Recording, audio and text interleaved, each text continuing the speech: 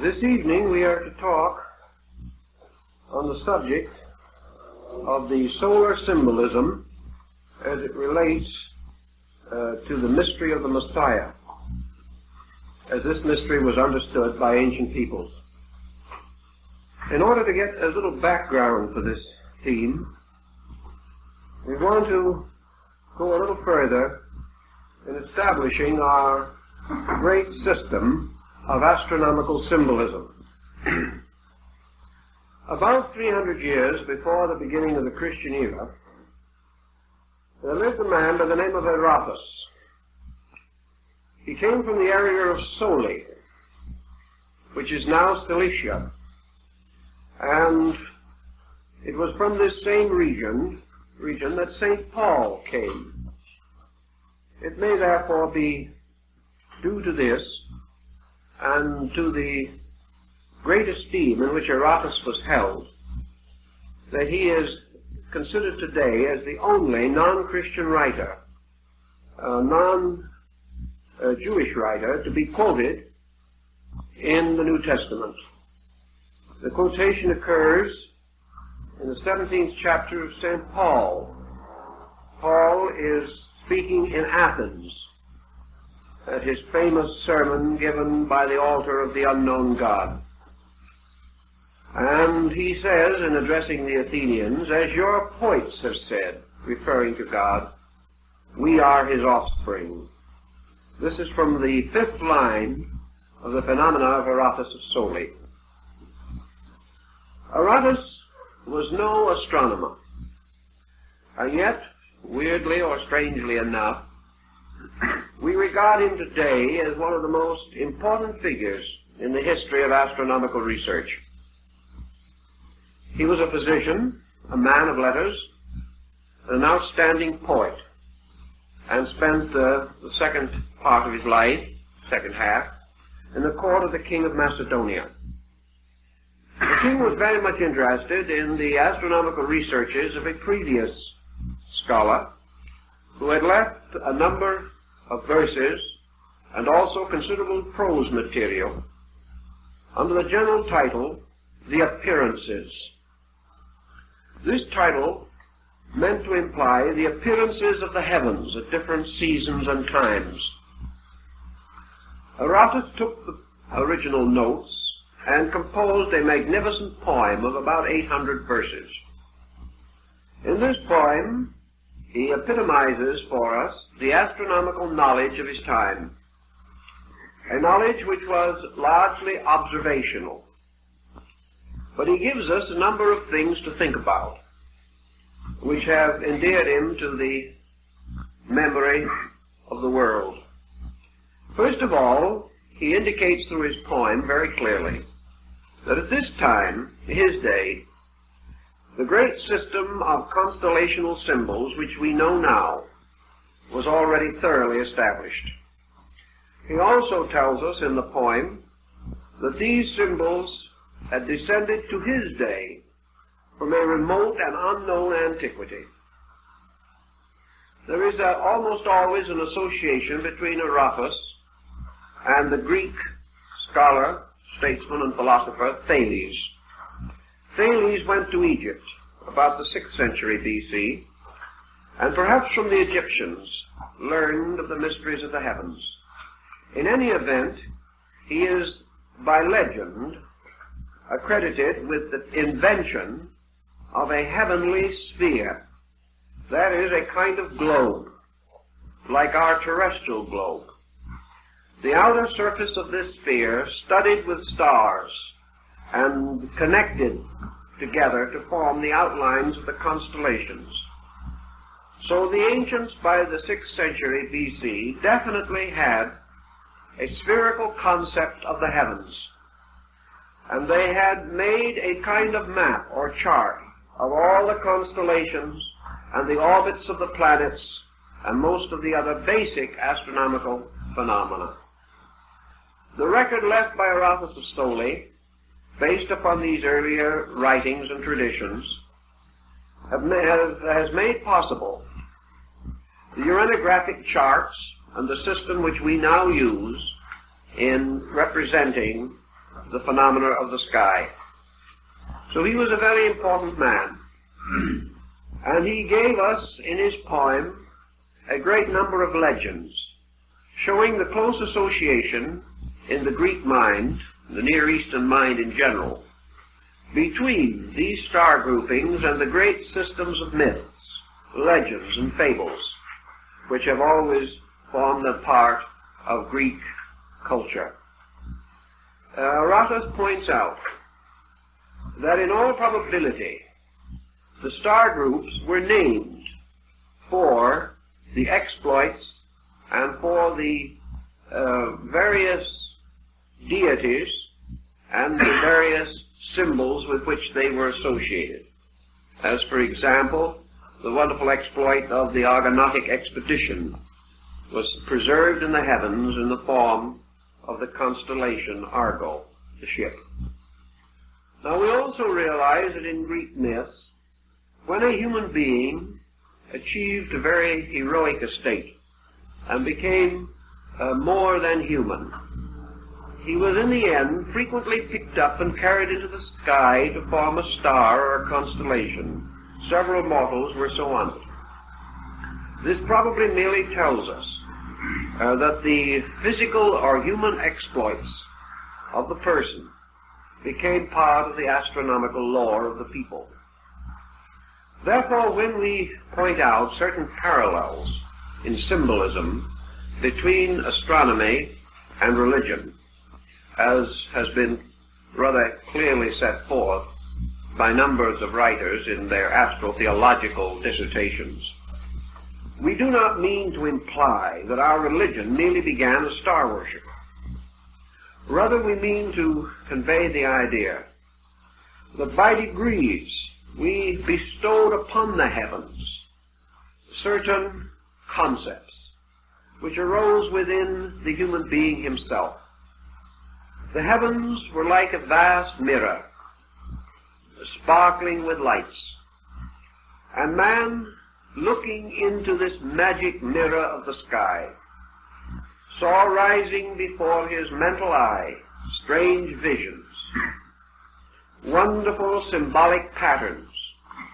And the more he meditated upon these, the more he filled them in out of his own understanding, until the strange dark mystery of night became indeed a processional of wonderful figures, symbols, and devices. By degrees, man interpreted the lives of deities and of heroes in terms of the sidereal elements and factors. In his study of the heavens, man was immediately impressed by that powerful star which was for him the giver of light. That star is the sun. Men of old did not worship the sun. They represented it, however, as the most appropriate symbol of the eternal source of life and light, seeking for words which failed, for various devices which were inadequate, any means they could imagine by which they could honor the great giver of life. Ancient man could find no emblem more splendid, no symbol more appropriate, no device more essentially truthful than this blazing orb of day. So throughout the world, at all ages and times, the sun became associated with religion. It was associated because, as the great Pharaoh Amenhotep IV pointed out, that the sun is the nourisher, the life giver. It shines upon both the just and the unjust. It recognizes no difference in creed or color or race. It is not denied to one people and given to another. The grain of the believer and the unbeliever planted in the earth will sprout with the light of the sun. The sun, therefore, is a universal concept. It belongs to no time. It bears upon itself no strange limiting symbols belonging to one group of culture or another. It is the ever-splendid orb of day. It is that which lifted man from the terror of night. In ancient times, men were afraid of darkness. They huddled in their caves and huts through the long, dark hours of night, fearful of strange animals and of disasters which came to those who wandered about in darkness. But with the rising of the sun, the world of realities was once more revealed. The ghosts retired. The demons were no longer powerful. The spirits of the dead returned to their graves. And just as the story of the crowing of the cock heralded the end of the dance macabre, the strange dance of death, so the dawn, heralded by the Chanticleer, brought with it ever-renewed hope of good times, of happiness, and permitted men to see the faces of each other without doubt or worry. Thus the sun was benevolent. It warmed those that were cold, and while sometimes the tyranny of its rays caused great heat, for the most part in temperate zones where these philosophies were developed, it was a friend, the coming of which promised fertility, the time of planting. It was also the friend that brought the ripening of the harvest. It was also the friend whose departure in winter was a cause of the deepest regret. And the rebirth of this friend at the vernal equinox was the subject of continuous universal rejoicing. So the sun in itself was a wonderful and beautiful emblem to ancient man. Now the Egyptians, looking about them by the side of the Nile, where the sandy bank flowed down to the water, and where there was, in good season, much mud, which was the life of Egypt, observed a very curious thing. There was a little insect, a beetle, called the scarabassaca. It was very much like our familiar June bug. But this little beetle was a very industrious little creature. It would lay its eggs in a ball of mud, or perhaps of cattle dung. Then it would push this ball with its hind legs backward, usually up some slight incline. And when it had reached the top of the little incline, the beetle let go of the ball, which rolled to the bottom again. It then went down and rolled the ball up again. Now this might seem to be merely a fragment from Dante's Inferno, but actually this little beetle was gradually rounding the shape of the ball. It was taking this rough earth and gradually producing a pellet as perfect as a child's marble. When all was exactly the way the scarabus wanted the ball, it was then able, by this same strange backward motion, to push it along, rolling it on the ground a considerable distance, until it came to the place which the insect had decided was suitable for the incubation of the eggs within the ball. Plutarch says the Egyptians believed that this little beetle actually rolled the ball into the Nile, or, as by symbolism, returned the seeds to the water of life. This beetle, therefore, was a very interesting figure to the Egyptian mind, and they could not divorce the idea that this little ball rolled along the ground was very much like the sun being rolled across the sky, that the sun was a kind of a body which contained the seeds of life, and these seeds were rolled up the hill from dawn till noon and rolled down the hill from noon to night, a great arc of the sky. The scarabus, therefore, became known as Khepera. And Khepera is a very interesting word in Egyptian because it has two distinct meanings. It is one of the titles of the sun god, and figures of the deity Ra as Khepera sometimes are shown with the scarab over the head, sometimes a human figure has the scarab for a head. But it was definitely a solar symbol. But as a solar symbol, Khepra, if you analyze the word as the Egyptian used it, means the becoming, or to be, or that which is all marvelous and wonderful. By extension, transformation. For out of this little ball of mud or dung was born the new living thing. It was the old sun god dying each year and being born again in the mystery of the annual resurrection. In their glyphs, the Egyptians sometimes represented the sun with the beetle in the center.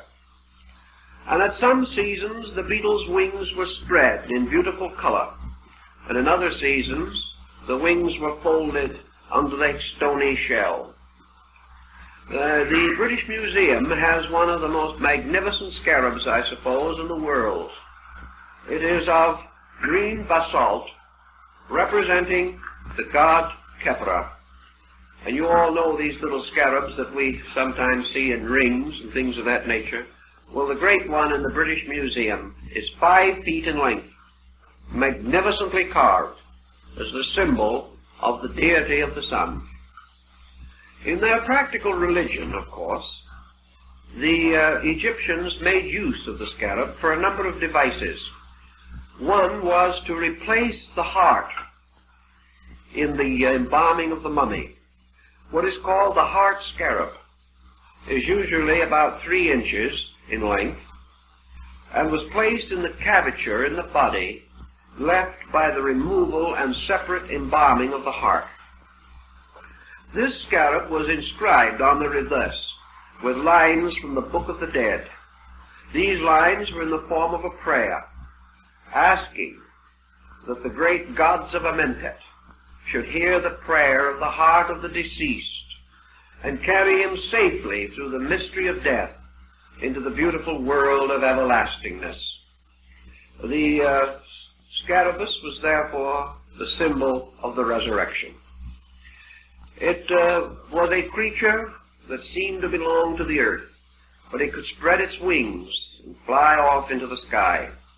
It was an ungainly creature, but beautiful in motion, according to the Egyptian concept, forever rolling its little ball back to the sacred Nile. Thus this became a very important solar emblem, and the great ship of the sun is shown supported by the claws of Khepra, the scarab. And the pharaohs wore this device as the symbol of their spiritual and temporal authority. Now we have a sun symbol, the scarab, representing not only the orb in the sky, but everlastingness, the resurrection of the dead, the restoration of the soul, the purification of those who passed into the other life. Therefore, the scarabus was hymned as the symbol of the God who preserves, the God who is ever mindful, the God who lifts all things from darkness into light.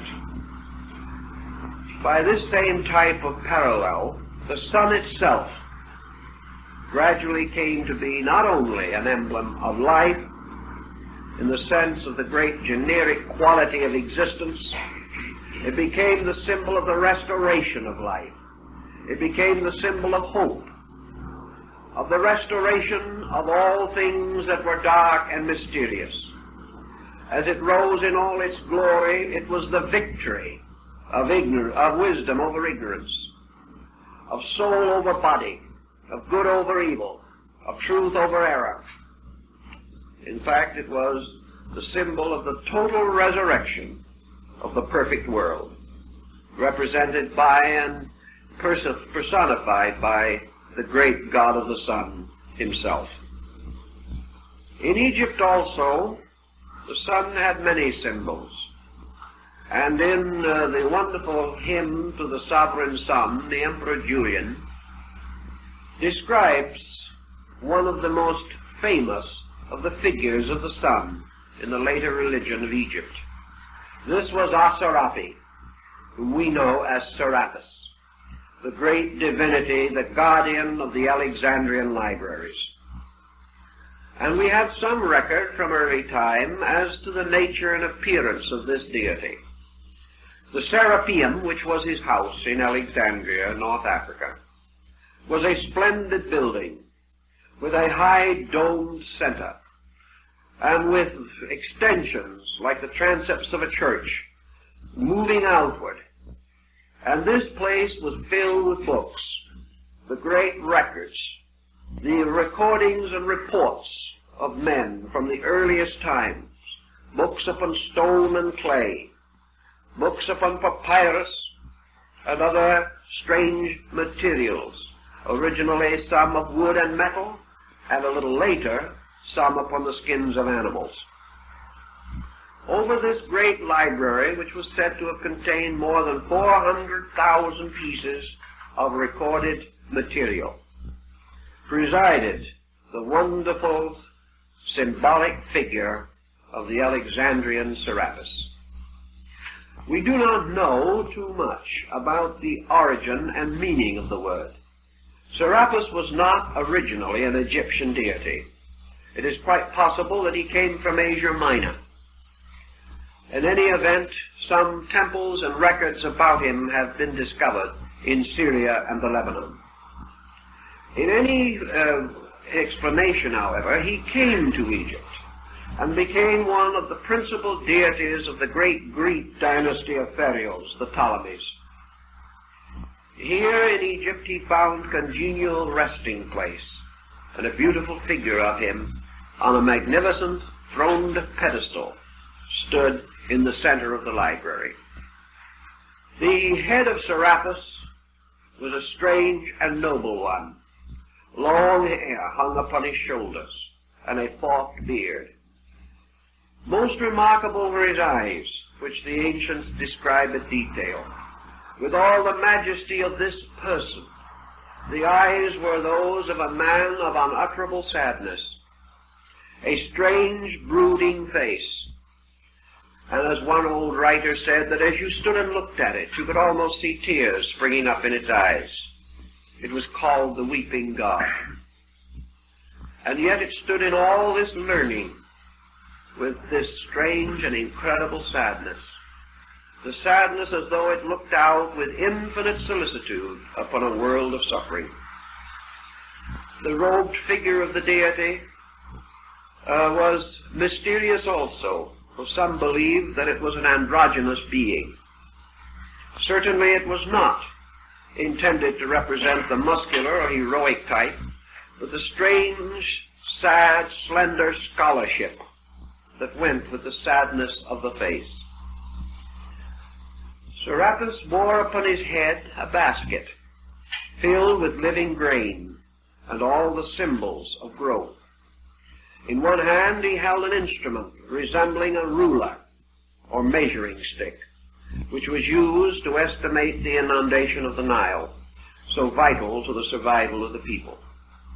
Beside him he supported with his other hand a strange staff consisting of the bodies of 3 serpents twisted together. And these 3 serpents each had a different head. One of the heads was that of a wolf. Another was the head of a lion. And the third, presumably, was the head of a bird. The wolf was called the head of the past, the lion of the present, and the bird of the future.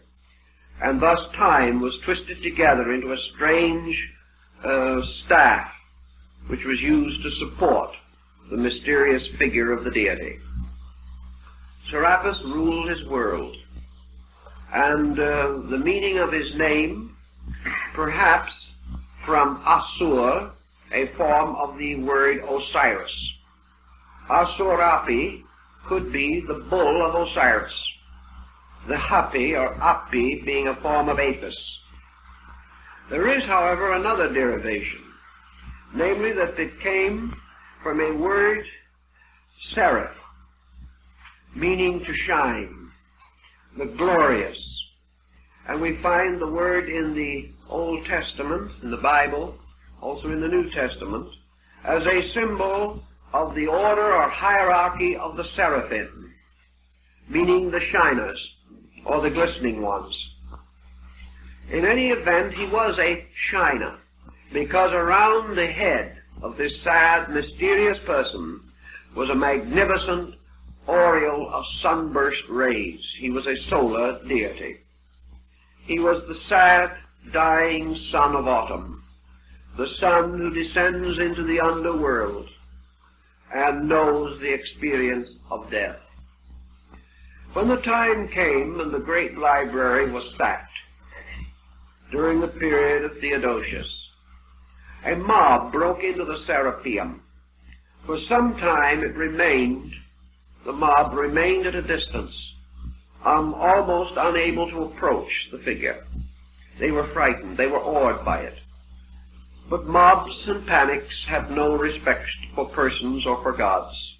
And finally they attacked the statue, tore it down, demolished it, broke the pedestal upon which it stood, and finally burned the entire library. When the ashes were cold, and men began to search for the remnants and remains of their own vandalism, the church historian Socrates, not the Greek philosopher, the church historian, says that under the pedestal of Serapis, when they excavated after the destruction of the building, was found the monogram of Christ. Now this is peculiar because that pedestal stood there and was placed there long before the beginning of the Christian era. But in any event, that Serapis was a solar divinity, we know. That this divinity was also regarded with some favor by the early Christians, we also know. For we are told by Clement of Alexandria, the ante-Nicene father, that when the bishops of the church went to Alexandria, they held their services first in the temple of Serapis and afterwards in the church of the Christian sect. This deity, therefore, is another strange and wonderful link with the great mystery of the solar God. We cannot attempt a long and detailed study of all the solar divinities. But in every instance, we find in the faiths of men the emergence of what Carlyle calls the hero myth. Now the hero myth comes in so many forms, from the most classical and abstract to the most common. Under the veiling of a story like Little Red Riding Hood is the old hero myth. For the wolf in Red Riding Hood is also the same wolf that was on the serpent staff of Serapis, an ancient symbol, a symbol of the devouring by darkness. For the wolf lurked in the night. It lurks in the night of the past, and many a man has been devoured by his own past. It is a ravishing wolf in the conscience and in the souls of men, just as we are also destroyed and broken by our history in many instances, for we can never escape the limitations imposed by authority and tradition, which are also powers of the wolf. In the same classical grouping, however, we go through Grimm's fairy tales, we go through the legends and stories collected and preserved by Hans Christian Andersen, and we go back to the great classic myths. Here we find the story of St. George of Cappadocia fighting the dragon. This is Apollo slaying Python, another form of the solar myth, where it is always the solar hero who must destroy the dragon of darkness, must save man from the sins and evils of existence. The solar myth also gives us Samson, whose strength was in the locks of his hair, especially in 7 locks. And these 7 locks, of course, are found in the Gnostic philosophy, where the 7 rays of the great leonocephalic lion, the rays of the nimbus end with the symbols of the vowels and also with the signs of planets. So the 7 locks of hair are the 7 planets, which distribute or are related to the mystery of the strength of the sun god. Samson, of course, is a very thinly veiled reference to the sun. Hercules, likewise, performing his 12 wonders, was a solar hero. And in a little different way, but no less important, we have Achilles and the strange legend of his mysterious death. We also find in the Nordic rites the Sigurd saga, Siegfried or Sigurd becoming the solar hero. For the sun is always the hero of the world, and it is nearly always represented as a radiant, heroic being with long, wavy hair symbolizing its rays, usually blonde or red-headed. Moses is said to have had red hair. This strange, reddish, golden light, the symbol of the mane of the royal lion of the sun, the lions that decorated the throne of Solomon, the lion of the tribe of Judah, the mysterious royal family of the lion of the Shakai family in India, which gave rise in due course to the birth of Buddha. The lion is another great sun symbol. The exaltation of the lion represents the sun entering the sign of Leo, at which time it tames, captures, or slays the celestial lion, dressing itself in the skin of the lion, and then presents itself as the hero to mankind. The skin of the lion being, of course, the 30 degrees of the constellation of Leo, where the sun is enthroned. Thus these symbols go on and on. But during the course of time, the symbolism changed to a measure because of the shifting pattern of human belief. In China, the Yellow Emperor walks the golden road of the zodiacal band. He is the same hero, and practically every dynasty of the world traces itself back to a sun god, like the Rajputs of India, who regard themselves as descendants of Surya, the god of the sun, in his wonderful chariot drawn by the 4-headed horse. These 4 heads, again, of the horse are interesting because they represent the 4 yugas, or divisions of time, which are measured by the march of the sun. Chrysostom, the great saint of the Eastern Church, declares that the motions of time are represented by the horses drawing the chariot of the sun god. Always these emblems return, but you have to realize that in ancient times, man did not know of sin as we think of it today. Man did not live in a world in which there was the concept of personal responsibility for evil. In the first place, man knew very little about good and evil. He found only comfort and discomfort, life and death. Gradually he evolved to a point in which he began to worship gods and godlings and to populate the firmament with mysterious spiritual beings. When he did this, he still did not have any concept of personal evil. He did not believe that the gods were punishing him directly for the things that he did, not in the early time. He believed that the gods ruled their world in their own way. Men were not too important in the life of gods. The gods created a beautiful world. Man could do with it as he willed. And if he willed to do badly, that was his own fault.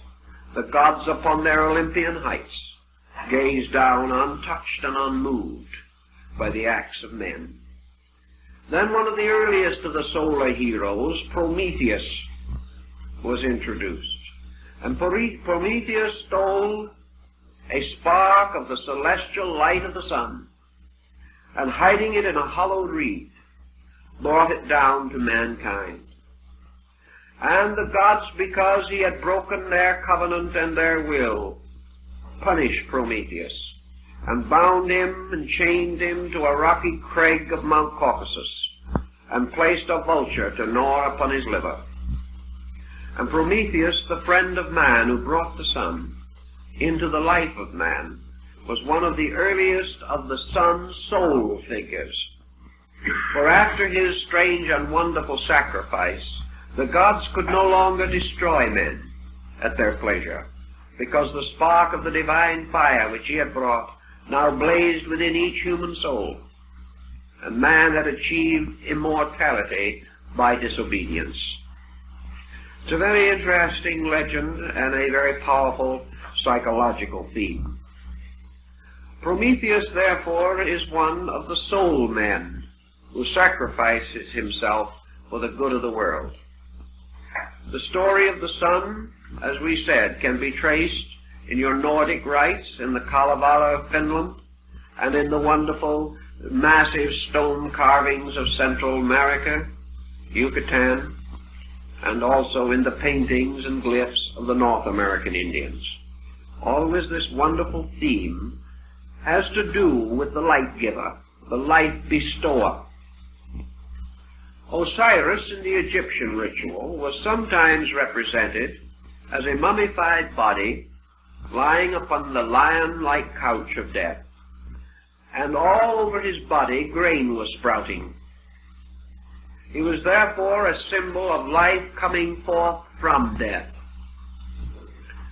The mummification of the Egyptian dead was a comparatively late introduction. That is, it came only after the great cultural system of Egypt had reached considerable height. The very earliest remains of the Egyptians were not mummified, but were buried in the earth in the neat chest or embryo posture, in a circular hole or grave. This was to symbolize the fact that death was another birth. To live is to die is to be born. The Egyptians therefore represented death as a kind of birth into another world, and they represented this also in their solar mystery. They realized that the sun sank at night, but the sun did not die, although the earth became dark. They began to learn of how the tree in the wintertime loses its leaves but does not die, and the cultus arborum, or the worship of trees, developed around the fact that the tree, though seemingly dead, will live again. And one of the best known examples of that, of course, today is the symbol of the fir tree, which we use at Christmas to recognize the fact that this little tree survives the winter, remains green, and is the promise of the return of the sun power. So the sun, in its departing and in its returning, became of the most profound importance, because man recognized his total and entire dependence upon it. Now, man also had certain moral qualms in his own heart and mind, and he began to realize that the sun deity, or the sun principle, the light principle, was in a strange way an unselfish benefactor of all things. Akhenaten and other great Egyptians, including Amenhotep, realized that in a strange way man needed the sun, but that the sun did not need man. Some way the coming of this great orb of light was for the good of man, or for the good of nature, not really for the aggrandizement of itself. It was therefore a sort of unselfish benefactor. It, needing nothing of itself, gave all of itself. Having nothing that man could do to make the sun better, the sun still did everything for man. Man could never repay.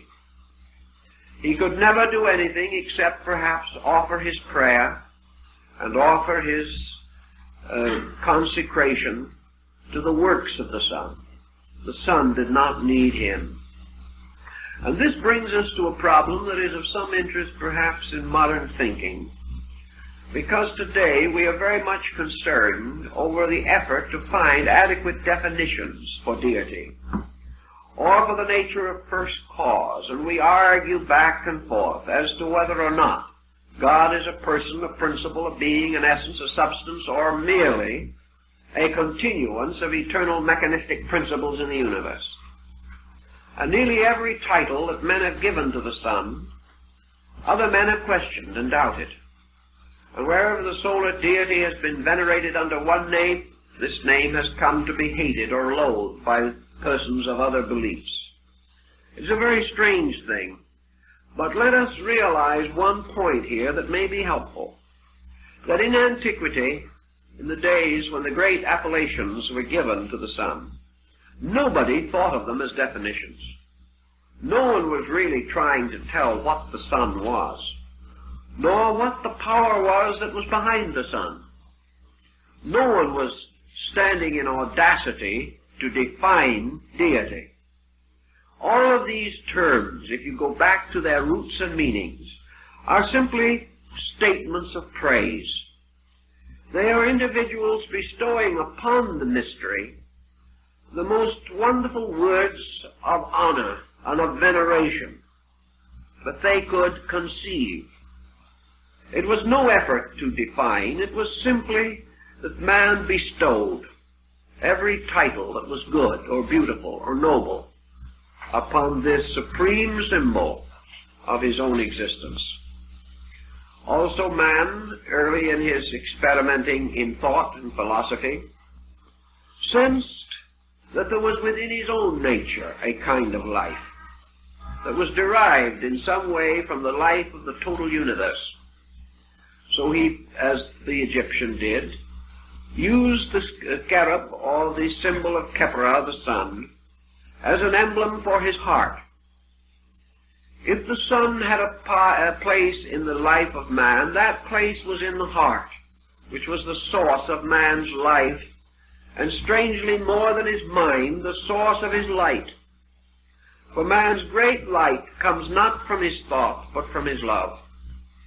And in realizing this, the individual who had experienced the mystery of the love of God was a light within himself, a strangely illumined being, and in his life this great symbol of radiance flowed from him.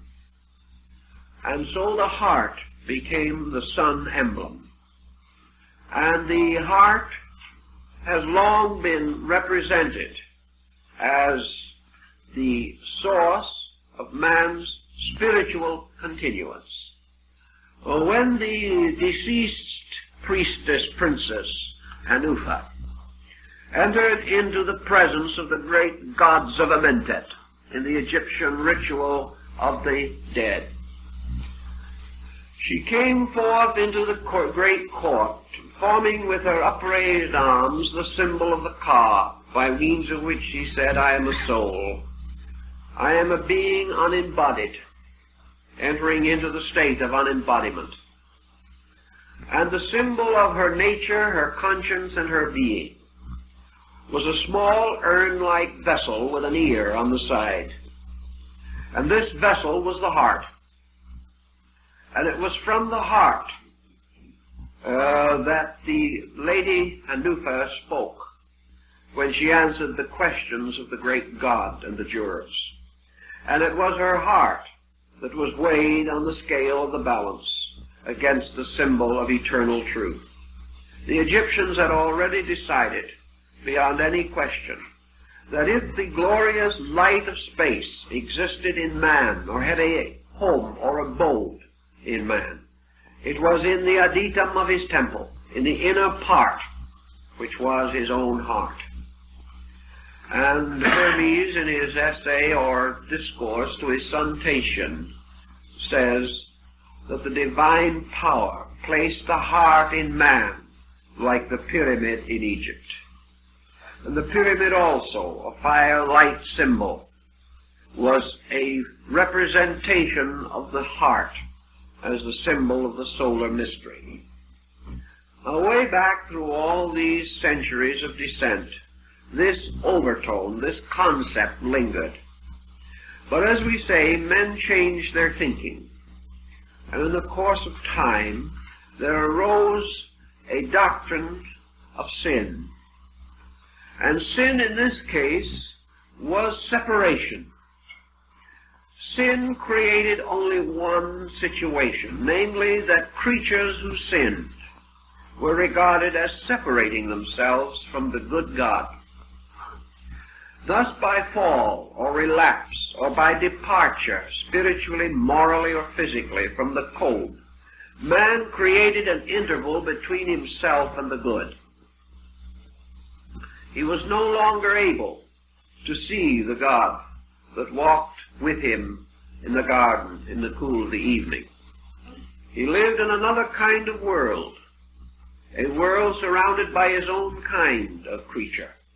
But the mysterious upper world, the world of light, was closed to his eyes. He felt himself an exile, a strange kind of orphaned creature, wandering the earth in darkness.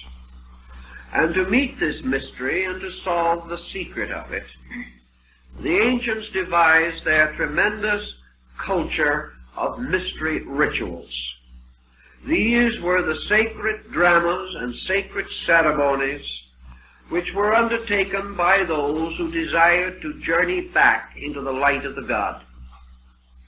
Always, therefore, in the Holy of Holies, or the Sanctum Sanctorum of the house, in the deepest part of the temple, was a sun symbol of some kind, a symbol of life, a symbol of power.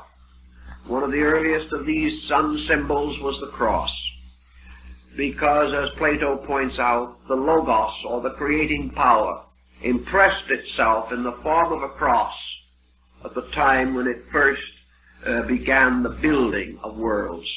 It impressed itself upon creation in the great signature or seal of the cross.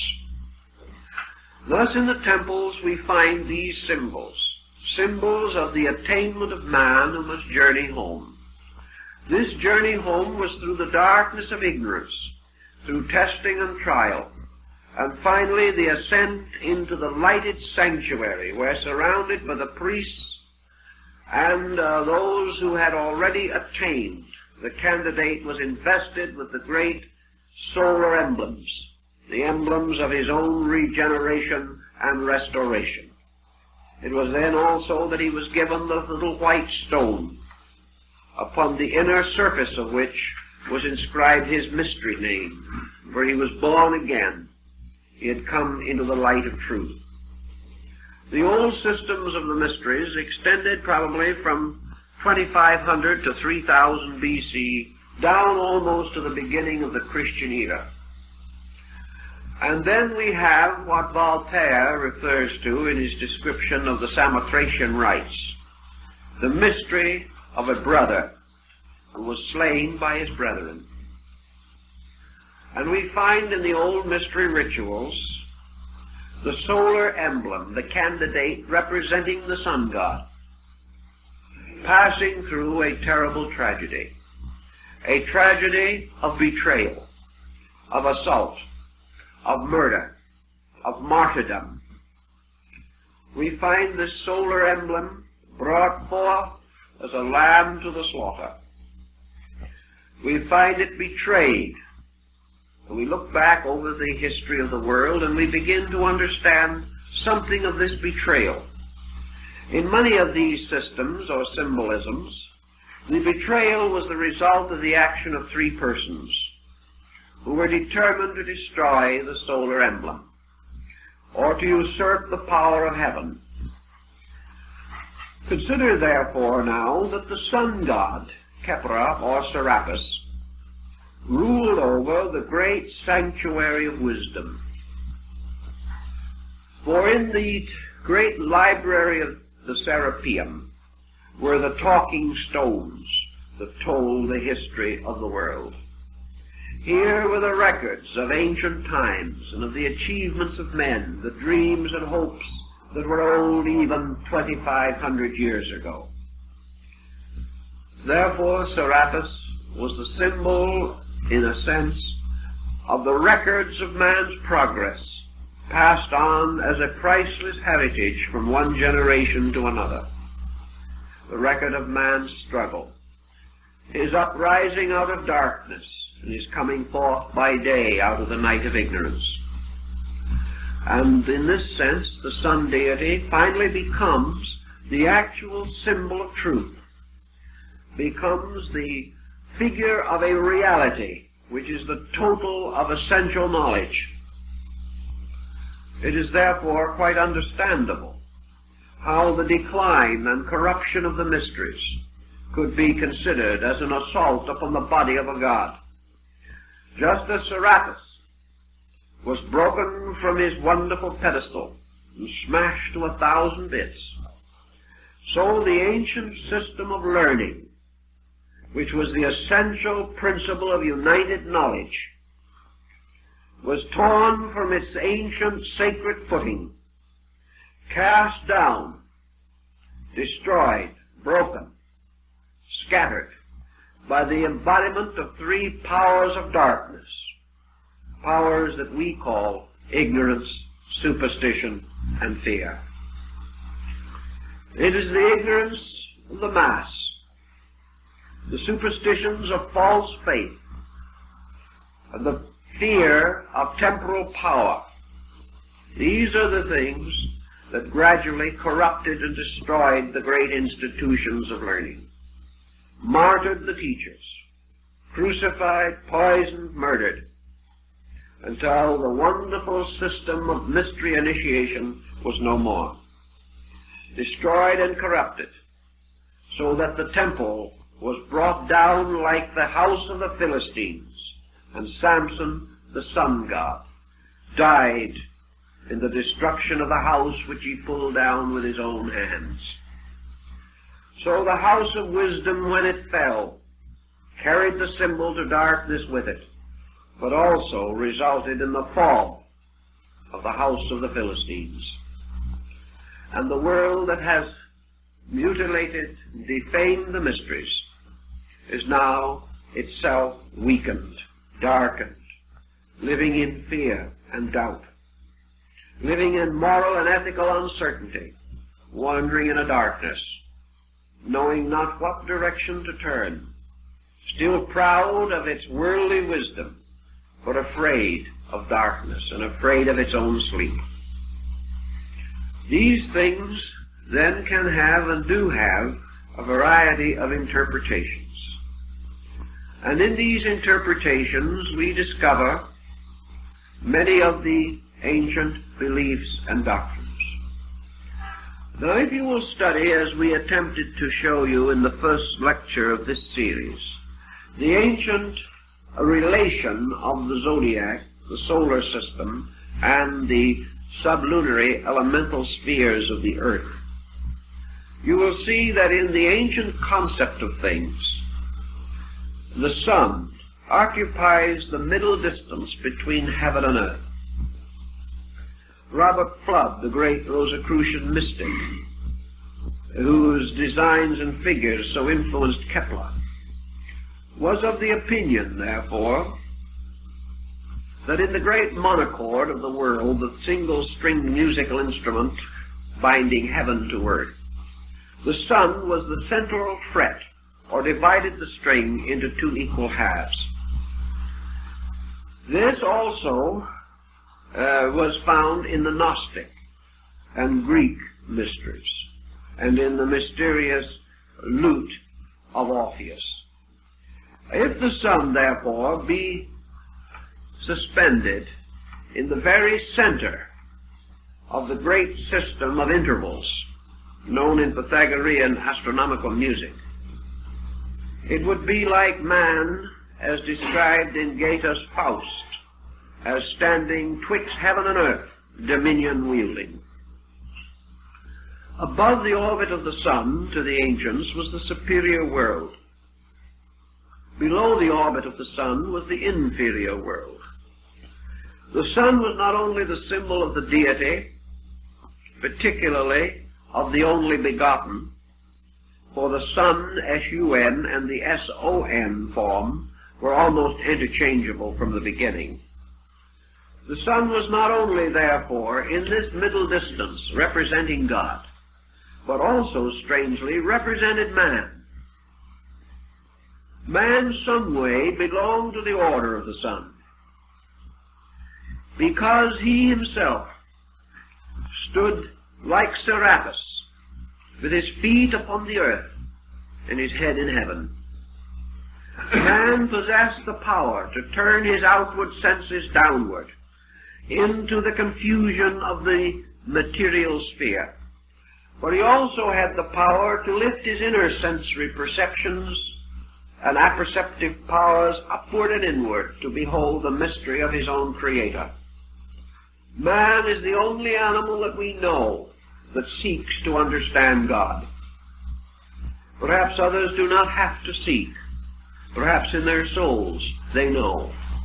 But man has created an entire part of his life built upon the profound aspiration after truth, and even the corruptions of ages cannot prevent the gradual motion of man towards the emancipation of his life from ignorance. Thus man has the power to understand mysteries of the Spirit, even as he has power to understand the wonders of the body. Thus, between the two extremes, suspended in a world of rarefied internal atmosphere, man has something that psychology and the Greeks both call the ego, the focal point of selfness. And this ego is like a sun in the center of man. And it is this sun which is in some way stationed halfway between illusion and reality. This symbolism should be of considerable interest to psychologists, because they have taken in many instances the attitude that the ego, or the center of self-awareness, is the ultimate, that it is the highest part of man. The ancients said no. It is one bearing witness. It is one who stands in the midst, a psychopompus, an hierophant of mysteries, not a god, but a servant of the gods, not the master of destiny, but the attendant upon destiny. For above and beyond the ego, as Plato tells us, the world turns upon the great spindle of the law. If then man, as a spiritual core within himself, recognizes his kinship with the solar mystery, he then realizes that the light that comes from within himself lights the lower world, and that man's mind is due with the strange but inevitable death of the soul. Even the great god Re himself could not withstand the sorcery of Isis. Even the deities, like the great order of the Odinic gods of the Scandinavian peoples, come finally to the Götterdämmerung, to the twilight, to the destruction, to the end of the world, where gods and mortals perish together. Thus, in the Egyptian rite, it became very important for man to understand the mortality of his own ego. This, in fact, gives us practically the whole substance of Buddhistic doctrine. The Egyptian believed that immortality of the soul had to be earned, that this solar symbol carried not only the promise, but the duty, the burden. For in every case the sun performs its labor for the benefit of men, and dies in the service of the men it seeks to aid.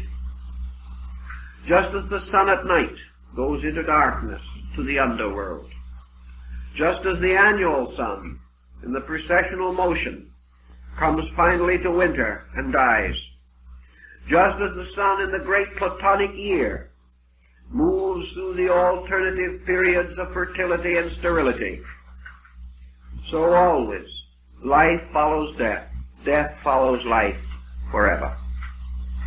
The ancient was a fatalist on this particular point. But when everything seemed to die, the time came to remember its birth. When everything was born, it was then timely to remember that it must die. Always we should remember the opposite, because each of these stages is bound completely with the other. Therefore, in the effort to understand these strange rites, ancient man began to contemplate the very thought that we have in the Bible. There are two statements in different parts of the Old Testament which are interesting. One says, "The soul that sinneth it shall die," and the other says, "But the spirit shall return to God who gave it." Therefore, the soul and the spirit are not the same thing. The soul is the splendid light of the revealed sun. The soul in man is the witness to the Father. The soul in man speaks through Osiris, another solar mystery god. And it speaks through Horus, the only begotten of Osiris. And the God tells us that when we look upon the sun, we have seen the Father which is behind the sun. And we realize that in the Egyptian ritual, the soul, as the only begotten, comes forth as the redeemer of the body, just as the annular sun, reborn each year, makes available to man the immediate participation in universal life. The Egyptian was fully aware that all the life in space did not come from our sun.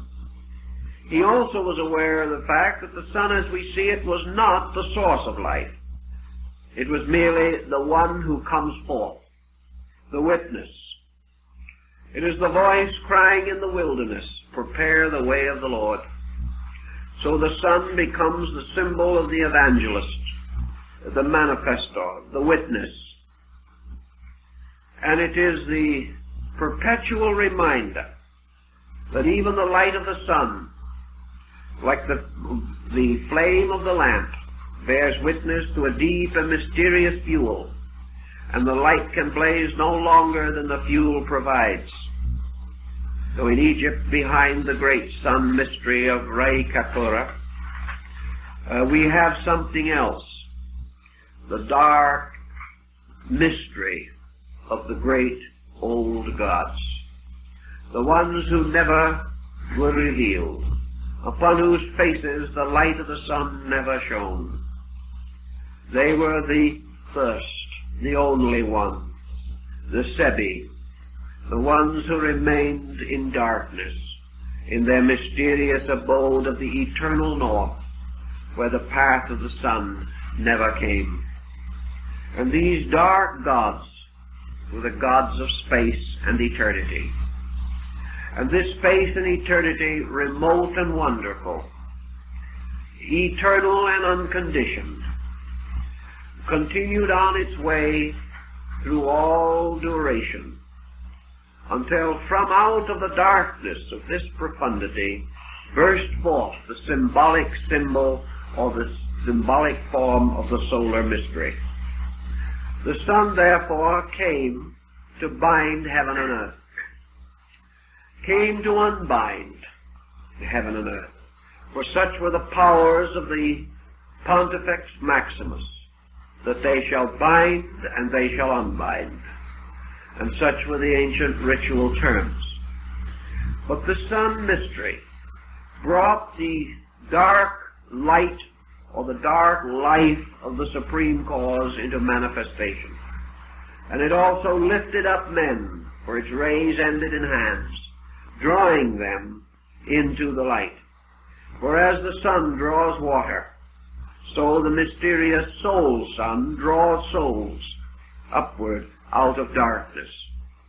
And souls buried in the earth, like the grain, are brought into release, into spiritual manifestation through the mystery of the Eucharist. And the Eucharist, in this case, is actually the power of water and fire, or sun and moisture. For by partaking of the mystery of the sun and moon, by partaking of the strange Eucharist described at the time of its first establishment by Melchizedek, priest of Salem, we know that there was the mystery of the corn, the wine, and the oil. And in this we find again the Eucharist performed at the Last Supper by Jesus and his disciples. For the bread became the symbol of the corn or the grain. The wine was in the cup of the sacrament. But where was the oil of Melchizedek, the most mysterious factor of all? In the completion of the Eucharist at the Last Supper, the oil was Christ, because the word oil is in Greek Christos. It is the symbol of the anointing. Therefore, when Christ is referred to as the anointed, it is because of the use. We have the same word in Crisco, our present cooking shortening for oil. It comes from the same root. So Christ is the oil. The bread and the wine were provided, and the ancient ritual of Melchizedek was repeated, which causes St. Paul to refer to the Messiah as a priest forever after the order of Melchizedek. As the Scarabassaca was said to be its own father and its own mother, being an androgynous beetle, so we find this strange priestly solar mystery also represented as totally and completely androgynous, like the deity Serapis in the ancient temple. Now the Messiah, or the Anointing One, gives us also another dimension of the solar mystery, because the rays of the sun work the miracles. The sun's rays lift all things and raise all things to themselves. Therefore they become the symbol of the resurrection of the dead, the restoration of life, and the redemption. The sun also to the ancients stood as the complete and eternal promise. It revealed to men in those days that the power of God could not fail, that the mystery went on forever, and that for always and forever there was light, and this light was the light of men. And this light came into the world, and the world knew it not, because it could not recognize the mystery of the solar power. But the invisible sun, to Burney and many other European mystics, was actually the Messiah. Therefore, as the sun was midway between spirit and matter, the Messiah stood as the intermediary between God and man. And none came unto the Father save through the Son. This mystery goes on. We find it in the Druid rituals. We find it everywhere we seek to understand the power of salvation and of life.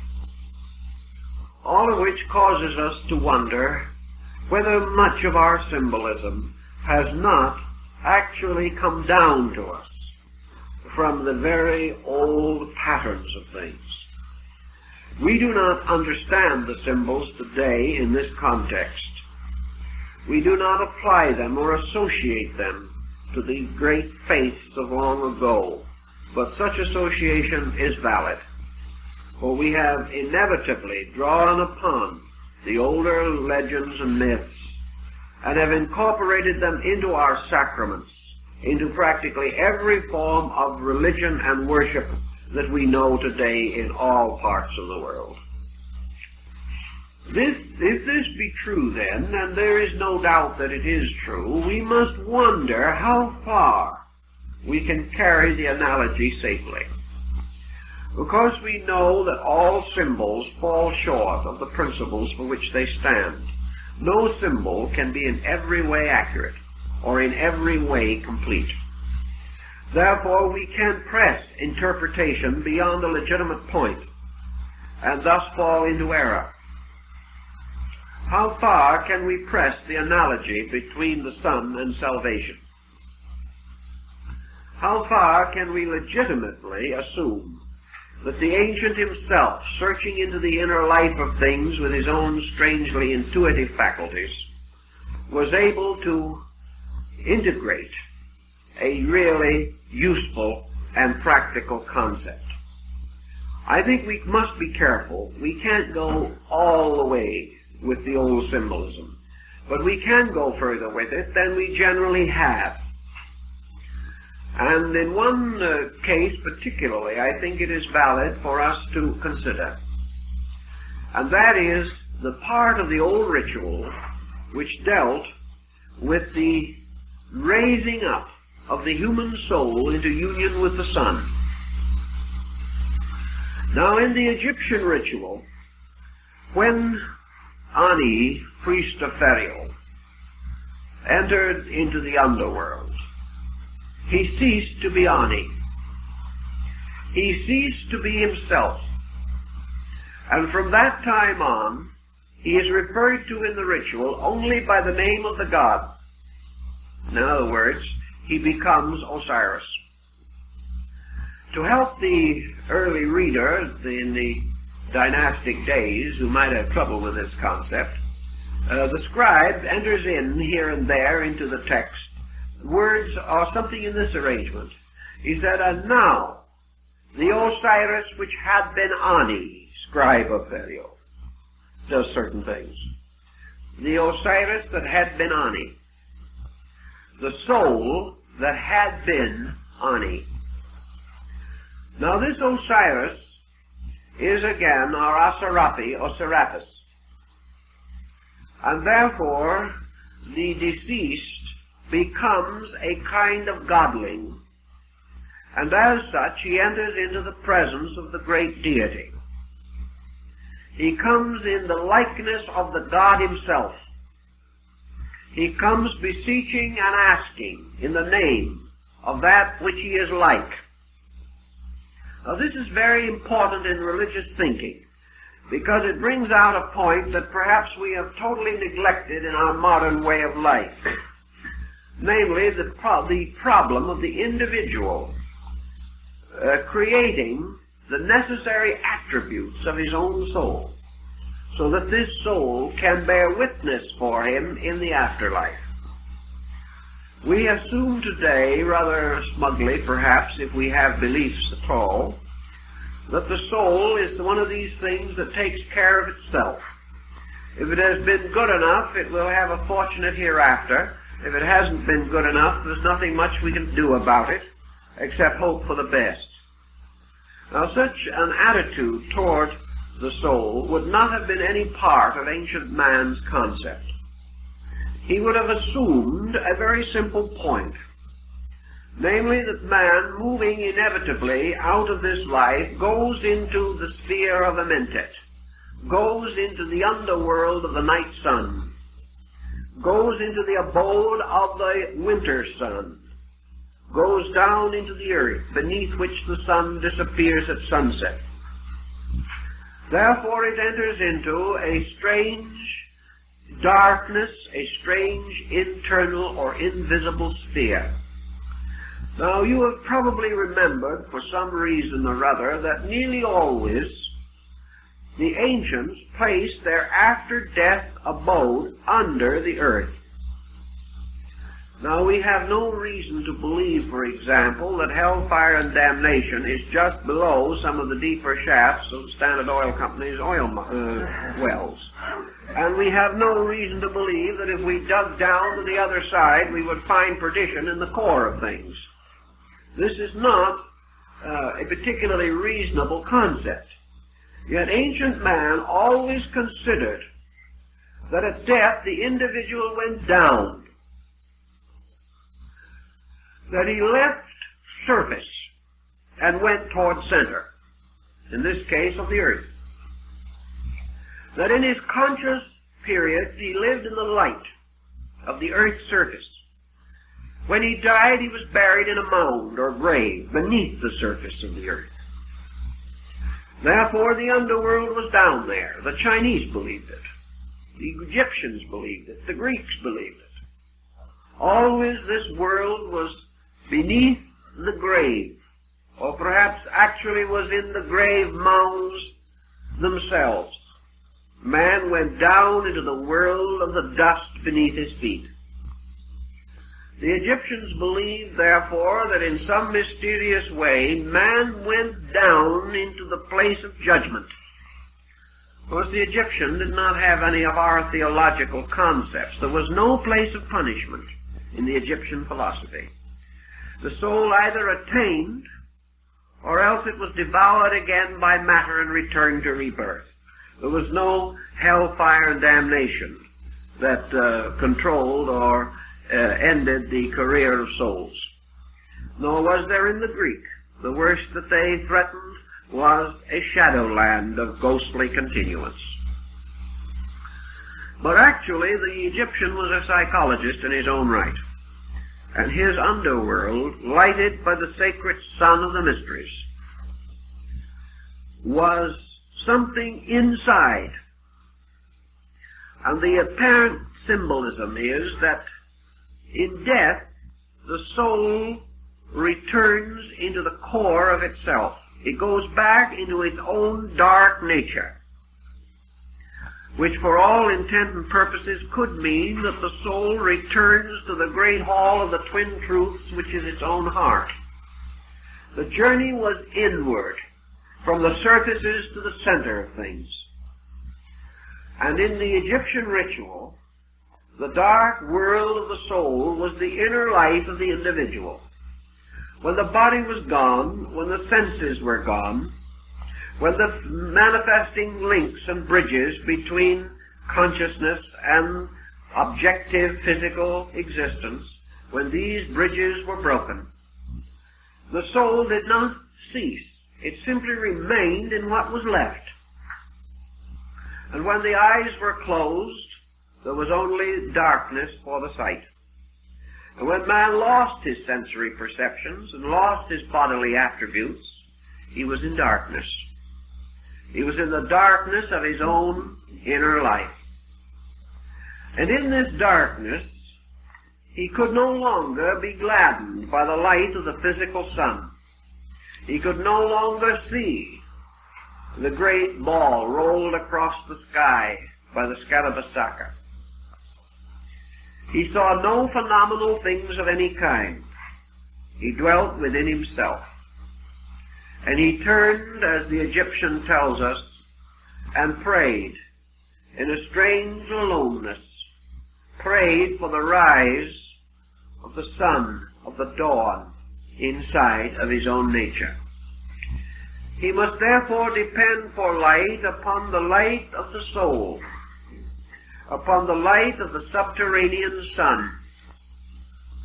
And this subterranean sun was quite an interesting thing. It had two lives because it represented man's objective psychic center of egoism. When man slept, he died and went back again into his own inner life. When he awakened, he came forth again, like Khepera in its glory, rising over the mountains of the east. So objectively, in the daytime, the sun lighted his outer life. At night, it had to light the inner world of his experience. In life, it lighted again the outer. In death, it had to light the inner. So man depended in his state beyond the grave upon the sun in his own self or life. Now, as the physical globe of the sun represented our objective consciousness, so the mysterious power behind the visible symbol, the soul sun, represented man's internal psychic existence. And the Egyptian was very much concerned with making sure that the sun of the soul shone brightly in the darkness of the inner life. It must be brilliant and strong that the plains of Alu may not be in darkness. Now, these planes are these little things that psychologists refer to as our introversional areas of activity. The individual extroverts in life. In death he introverts. In life he pours forth out of himself. In death he returns again to live with himself. To live with the qualities and principles and attributes which are peculiarly his own. And there he comes upon the God of the mysteries. For if he explores the underworld and is faithful and moves through this labyrinth of mysterious tests and trials, he comes finally to the sanctuary, to that temple which is the house of hidden places, ruled over by the master of the secret house. And here he comes into the presence of the midnight sun, the internal sun. He sees then within his consciousness a sun blazing in the firmament. And according to the Egyptian, he has a strange experience.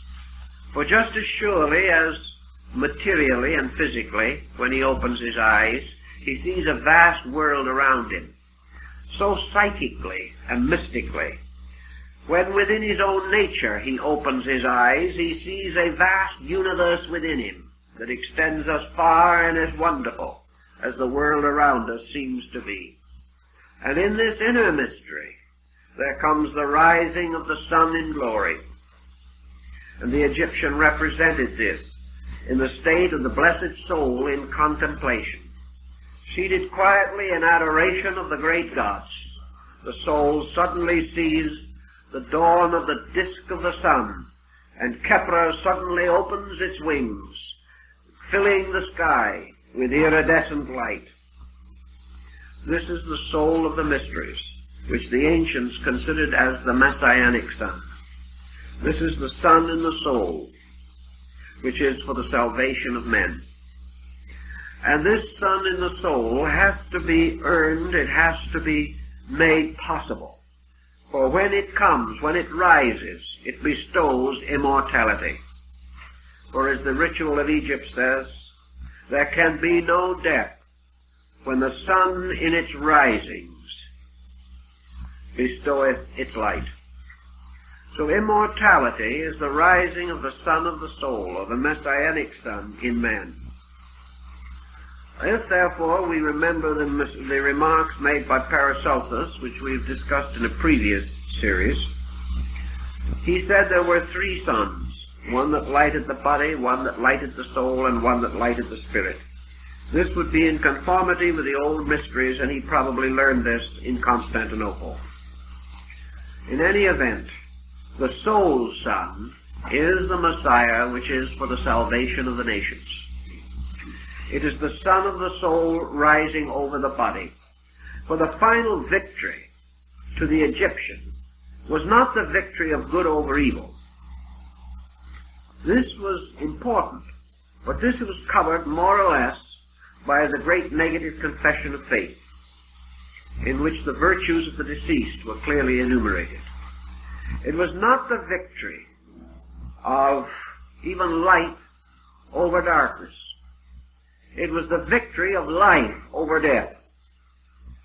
It was the total victory in the consciousness of man. It was the entry of the soul into the awareness of the everlastingness.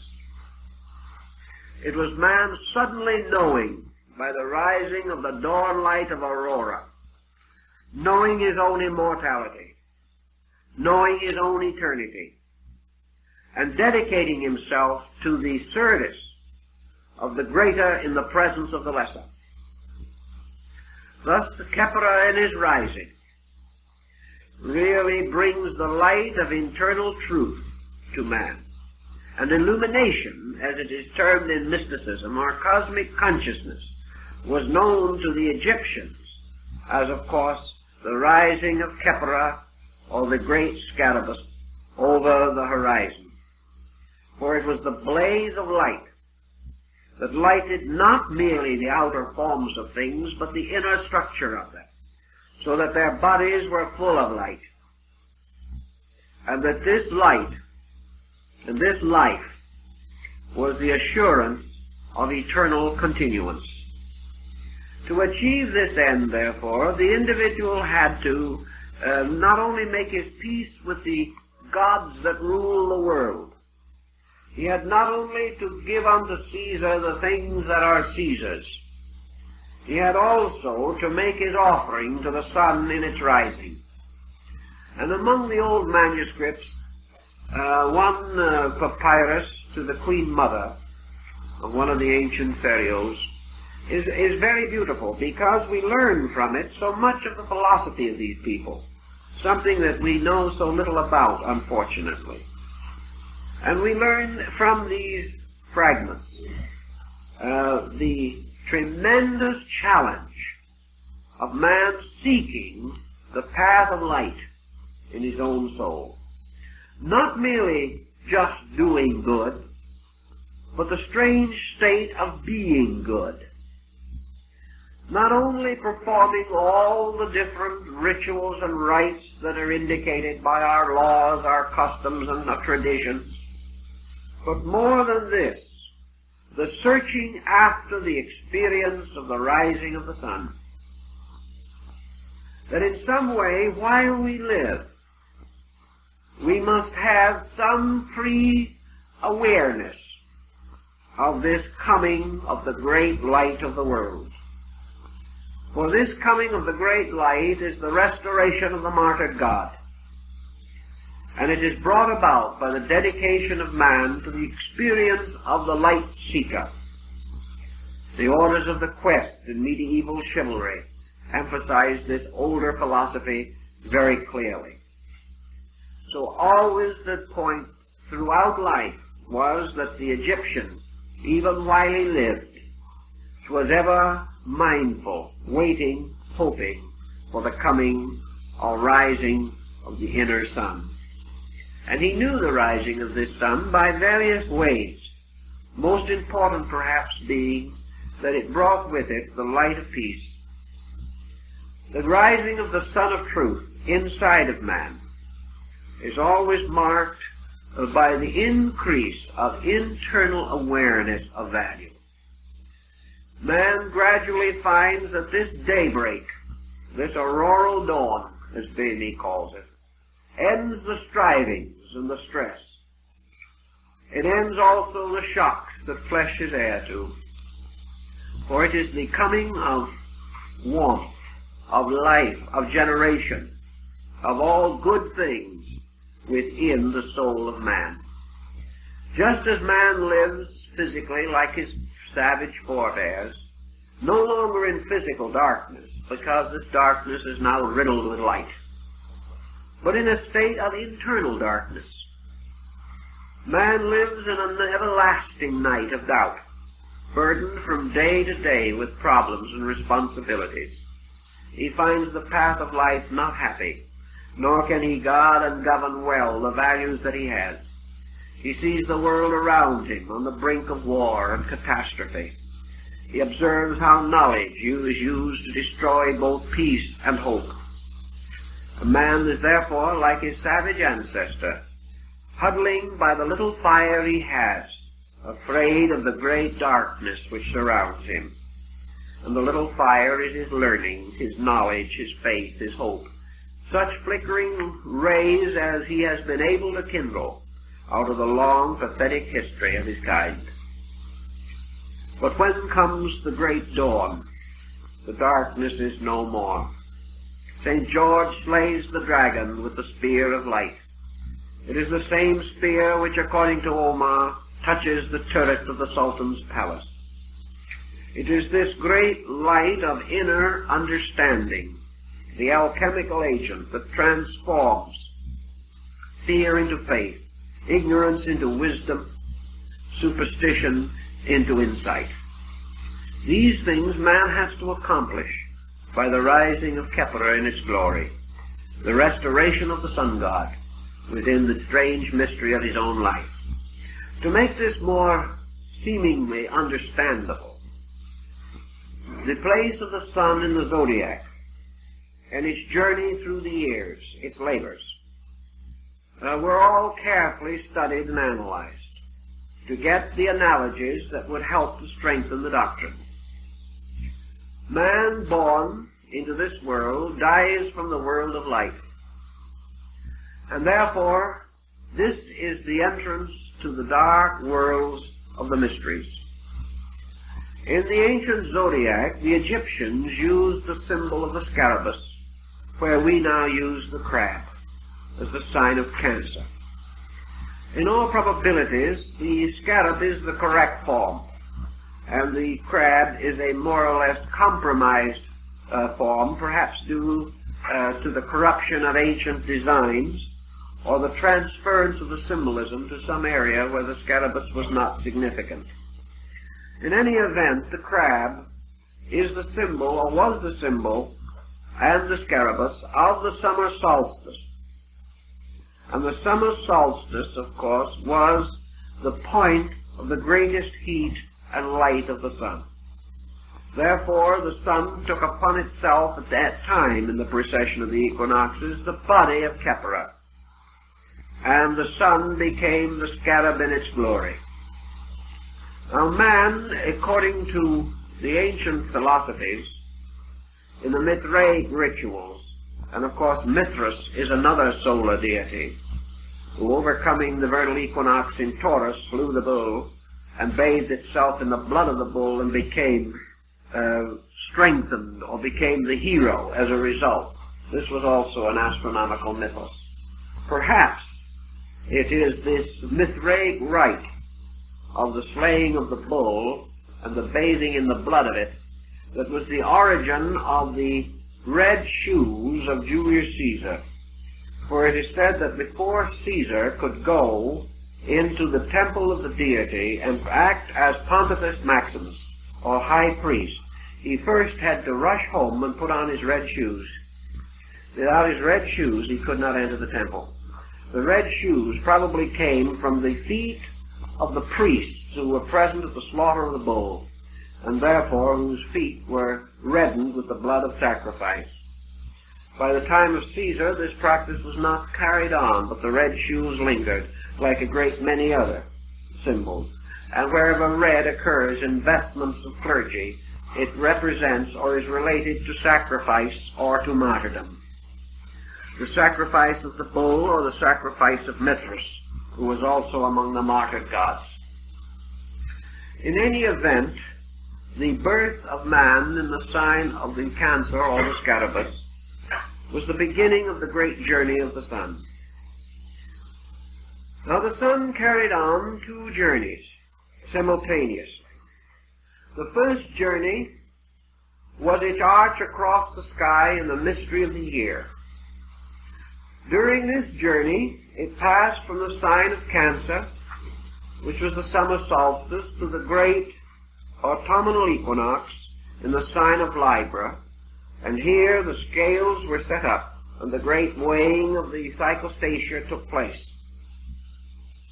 Here was the dividing point in which life and death had to be decided. And the solar being going on courageously beyond the point of the autumnal equinox was set upon by the 3 fall months, representing in some instances the murderers or destroyers of the hero, or the circumstances of this destruction. And of course Scorpio, which was the first of these months, betrays the master with the kiss in the Garden of Gethsemane. The continual ritual finally goes on till the winter solstice, which is ruled over by the symbol of death.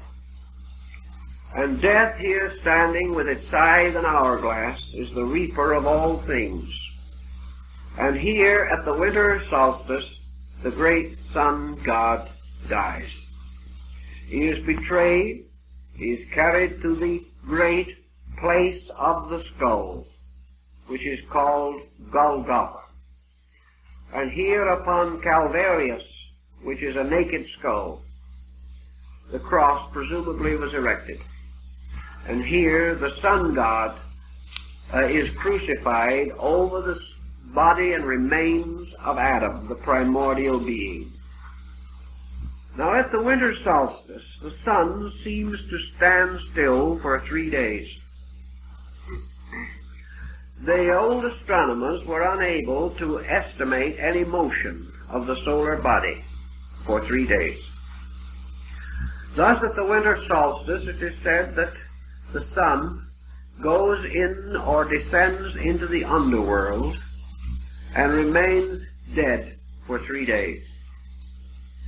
It therefore passes, in the terms of its energy, into the abode of the dead, or into the abode of souls, and there it remains for a certain period. It also remains in a strange processional, for in the sacred rites, the body of the dead sun god was carried in a procession which bore it from the winter solstice to the vernal equinox. A procession of 3 days, 3 degrees, 3 months, according to the different symbols that are associated with the various faiths. Here again, the mystery of the 3 days is restored, for at the equinox also the sun is not observed to move for 3 days. And at the end of these 3 days, at the actual moment of the equinox, the sun is reborn, rising as Khepera in its glory, promising the return of fertility after the long darkness of winter, in which the sun sleepeth, and all men rest, and the earth is without light or nutrition. It is the problem of the long night in which life returns to the other world.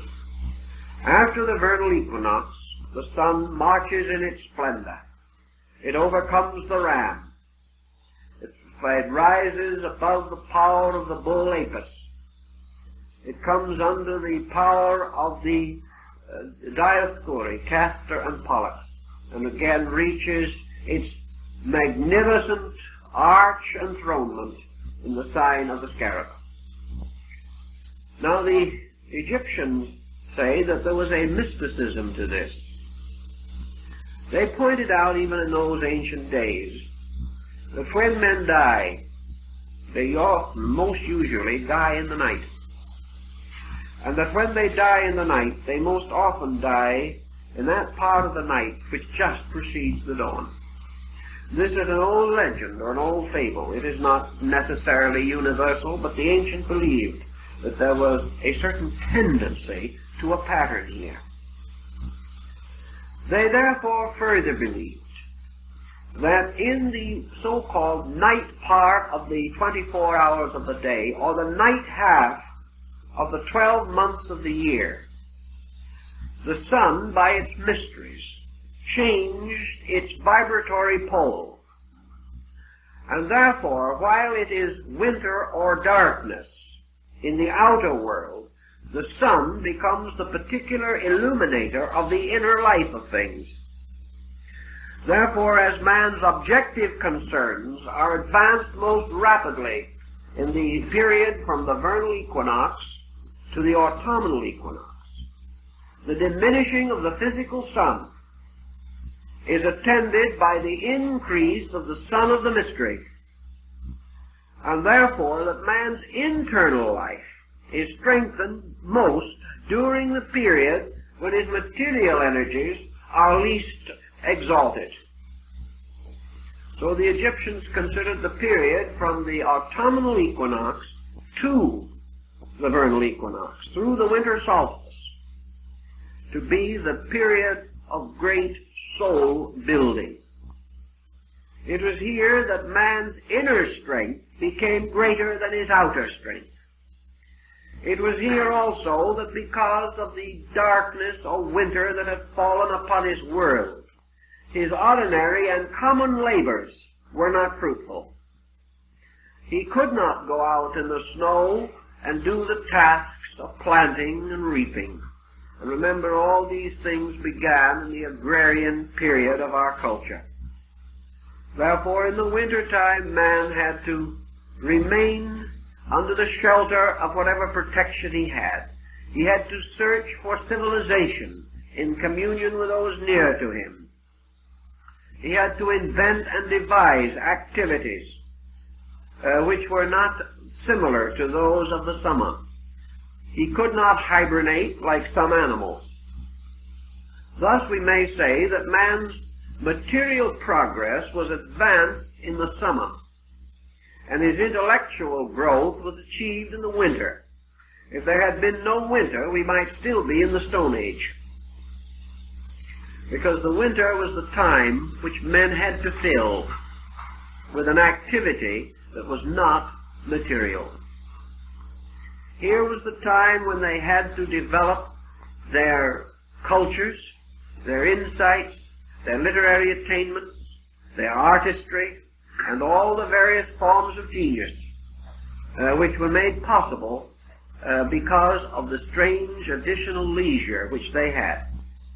If they provided themselves as well as they could during the good season and had put away the tithing of the 10% for the next year's seed, they then had security through the winter months.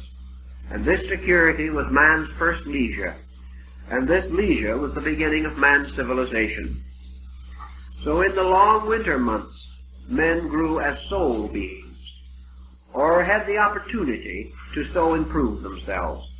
The Egyptians went further than this, however, by analogy. They insisted that there was actually a difference in the spiritual vibration and energy of the sun, by which the psychic life of man was most rapidly advanced at this time. That therefore man inwardly grew. The dark inner nature of him received the light of the sun that was taken from his body. His material life grew less. His spiritual contact grew greater. Therefore, the greatest and most important event in the entire spiritual cycle of the sun mystery was reserved for the winter solstice, the midst of winter.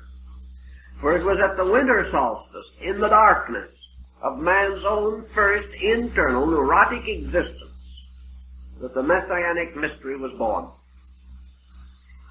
It was in the midst of the darkness of his own inner life that the first rays of the sun of the messianic dispensation, the sotar of the gnosis, was first heralded, and the three winter signs as three wise men came to pay homage to the crib of the child. All of these point out that in the darkness of man's spiritual winter, the sun of the soul cast its greatest light. This was perfectly in conformity with the Egyptian ritual, and with also many of the teachings of the Greeks, Hindus, and Chinese. Thus we have something that perhaps is a little startling at first, but not as much so as you might imagine. For we have a strange belief in our daily living that through certain sorrows or through certain tribulations, the spiritual powers of man are quickened. That man never seeks light as much as when his darkness is the most difficult and dangerous. In this, therefore, we have the proper inducement. And if it be true, as the Egyptian said, that the sun's rays change their quality in the winter, so that they are attuned to the heart and soul focus rather than to the body focus. That in the winter the rays of the sun pierce through matter but do not quicken it, and enter into the psychic life of things. That in the winter half of the year, so to say, or the descending half or arc, all inner things are strengthened. In the outer part of the summer and spring and early fall months, the outer parts are strengthened. But it is the life in the seed or in the soul of man which is the most important. So the sun in our winter shines into the inner part of our lives, rising in glory over the great fields of Amentet. The Egyptians are known to have used trances, hypnosis, and other similar devices in their religion. In this they were not essentially different from other primitive people. We know also that in trances and in sleep, the Egyptians believed that they could come into the presence of the great gods of Amentet. Therefore, that in this sleep of death, in this trance, man had an experience of inner life. Always initiation and death were used as parallel symbolisms. And the individual internalizing, searching for value, must seek for this internal sun, which shines in the darkness, but is not known by the darkness. If then, during this same season of the annual motion of the sun, from the autumnal equinox to the vernal equinox through the winter solstice, this sun is shining in a mentet, it means that the god has not died. It is not that the god is dead, it merely appears to be dead because it sleepeth. Now this god actually does not sleep in its own nature. When Osiris died, he did not merely rest in the mastaba of the tomb. He went forth into another lower region and there ruled over the quick and the dead. In the same way, the soul of man in sleep does not merely lie down in darkness. It moves into another world where it is lighted by another sun. In the same way, man searching for value, passing through the ceremonies of the mystery rituals, is moving into another world which is lighted by the sun of the soul. And it is this ever-coming sun which is the promise. This is the true light that lighteth every man who cometh into the world. For it is the light within himself. And this light is strengthened more in that time when material things are less favored.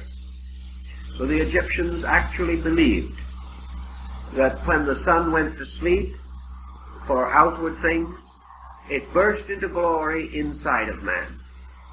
And that when it set in the west, it rose in the east of man's heart. And when it rose in the east of the earth, it sat in the west of man's heart. For man's outer works were works of the light of day, but the inner mystery of his soul were works of the light of night, not the darkness of night. For there was no darkness, except man's own ignorance of light. And each day, the sun rising was like his own consciousness. For when he woke in the morning, the sun rose through his eyes and through his sensory perceptions, and he saw the day. But when he went to sleep at night, the sun seemed to set, and he saw no more of the day. But the moment he was asleep, the Egyptians believed that he went into the world of another dawn. And here, within himself, the light continued to shine. I think Buddhism has much the same concept, but it points out the mysterious curtain which conceals the ship of the sun, that when it goes down over the mountains of the west, man no longer sees light.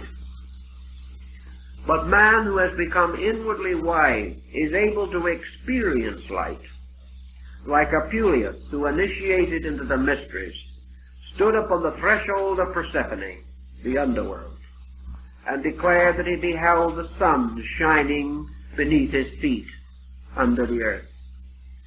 And so the sun of the inner world shines in the night. And this sun is our own psychic entity, our own psychic life. And it gains its strength from the sun. And just as the seed in the ground is quickened by the water and by the ray of the sun, so the seed in the soul, the seed of the tree of life and of the tree of the knowledge of good and evil, these seeds are quickened by the Eucharist of the fire and water of the sun. The Egyptian made much of this theology, and he declared that it could be set upon the great astronomical form and would reveal to us the deeper meaning of many of the common and familiar symbols, devices, and ideas with which we are concerned today. Now our time is up, and I think it's time for you to all commune with the sun in your own soul in the quietude of rest.